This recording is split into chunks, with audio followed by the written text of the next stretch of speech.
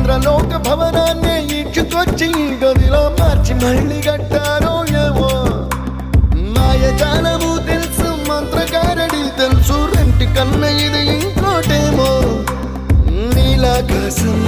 నేలాకొస్తే ఇట్టాగే ఉంటాదో ఏమో